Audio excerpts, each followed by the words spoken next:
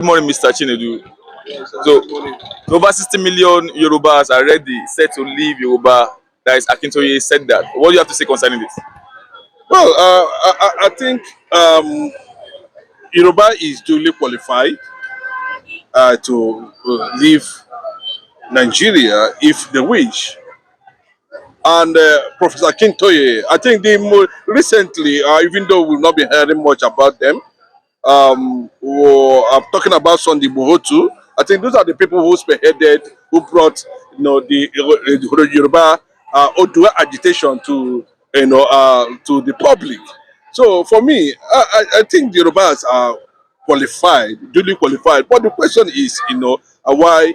What is Yorubas gaining from Nigeria that they cannot offer themselves? That's the big question for them, for everyone to look at.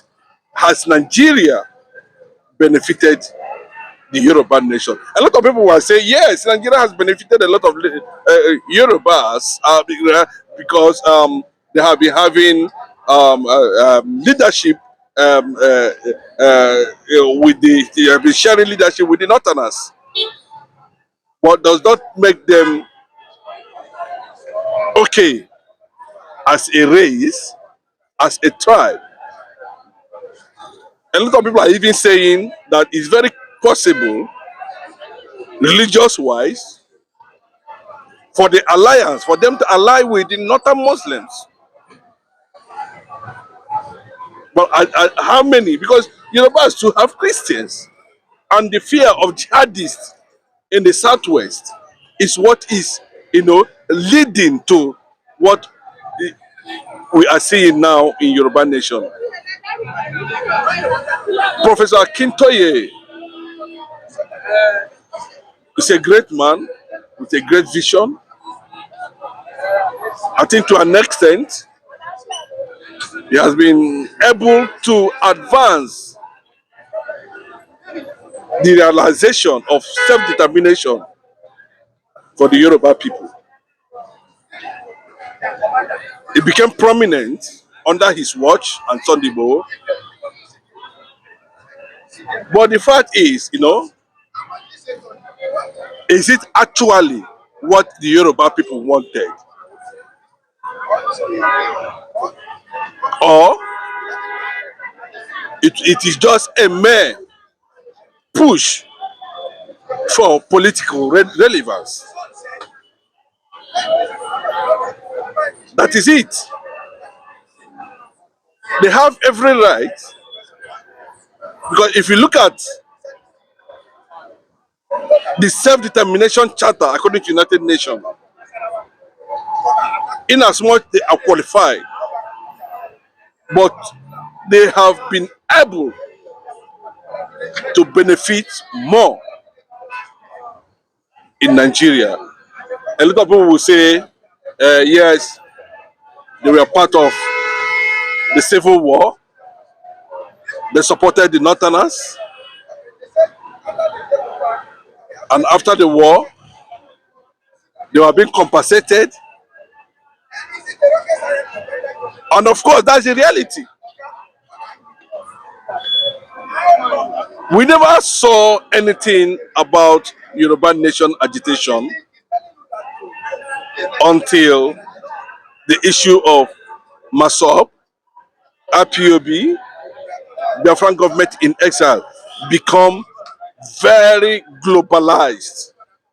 And the reasons for there is that Biafra, after fighting a war, is insisting that they want to still leave the contraption, the geographical contraption called Nigeria, according to the late siege Obafemi Awolowo. So the Yoruba people are qualified. And I repeat, at this point in time, what exactly? Because it is becoming, they will say, yes, they are advanced, they have a way of, doing their own thing, using some advanced level of diplomacy to achieve their aim. It's okay, that's their style. But we have not been seeing anything, maybe possibly because their man, a Yoruba man, Bola Ahmed Tinubu, is the president.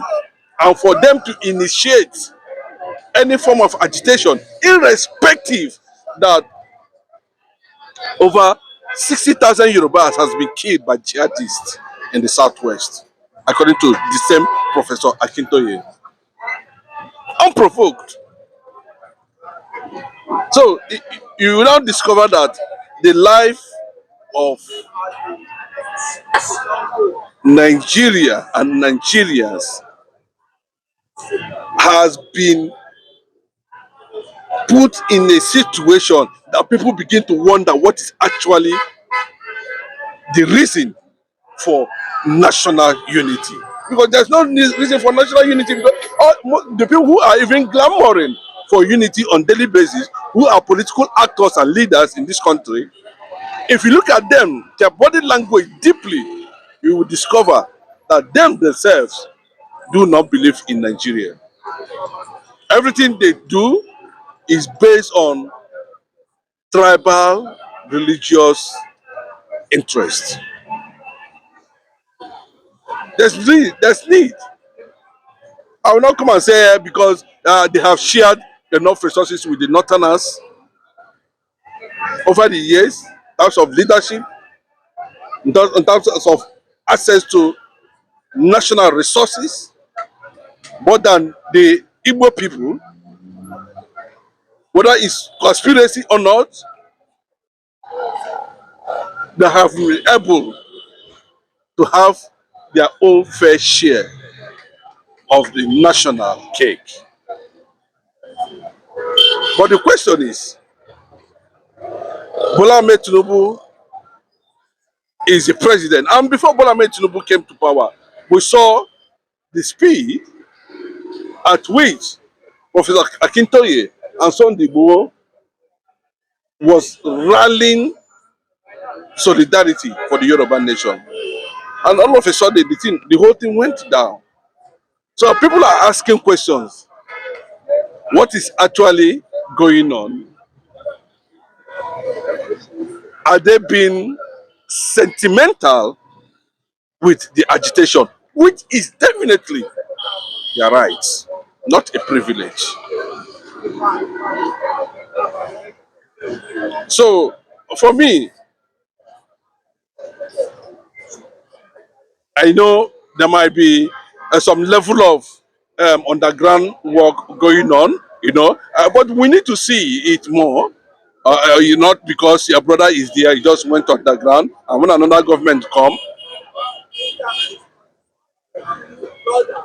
but you can see the issue of Biafra has been consistent for the past 10, 15, 20 years now, and they're on it, which at this point, if the world leader feel that they needed to do something in Nigeria, in West Africa, in Africa, to give birth to a new nation, I bet you Biafra will top the list. So in a nutshell, some say Yoruba nation movement is nothing but a business kind of move, because now, despite the killings going on on those states, Ekiti, Oyo, and so on, the pressure is not much. It seems that it's only the Igbo that the Biafrans are already liberated enough to. The thing is that the Igbo people has been fractured in anything that has to do with Nigeria, and they have lost consciousness on the nationality and identity. Most Igbo people, forget they are everywhere. They have established most everywhere, but the injustice that led to the Nigerian Biafra war and is still ongoing without any measure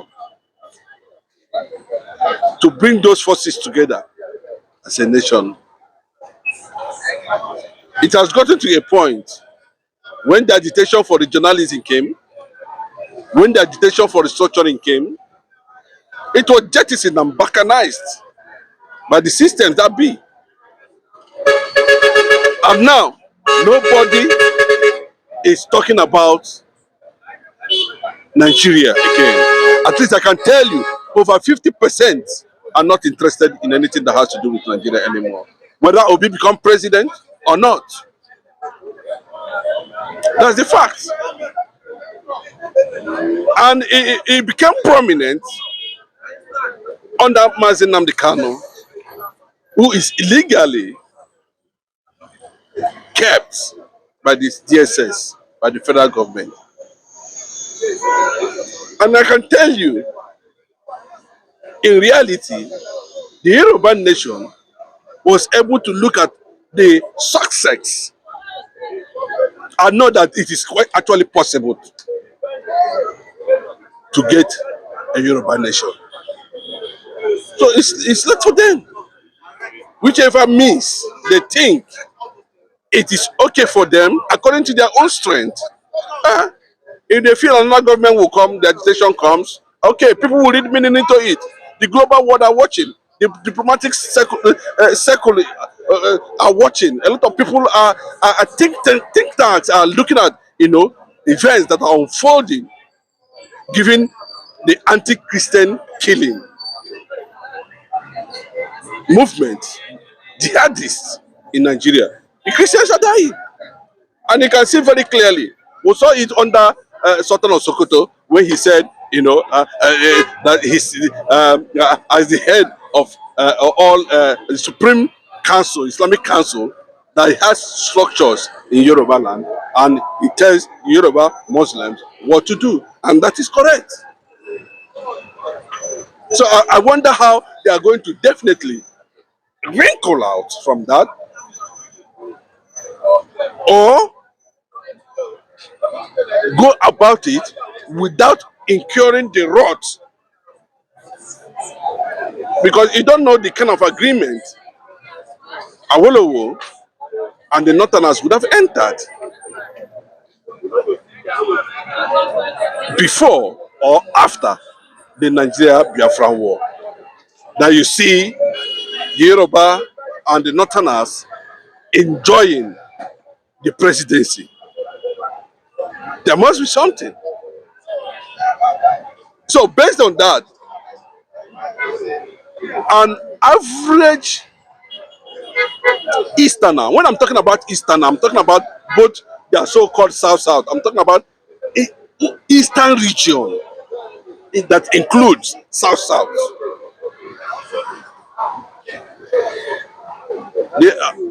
Everybody's watching the agenda that is gradually playing out. People are digesting it. It is not a matter of political power, but we saw it clearly that it will come to a point like this where they want to lord over the Yoruba nation using religion, using political conquest, and after which they start targeting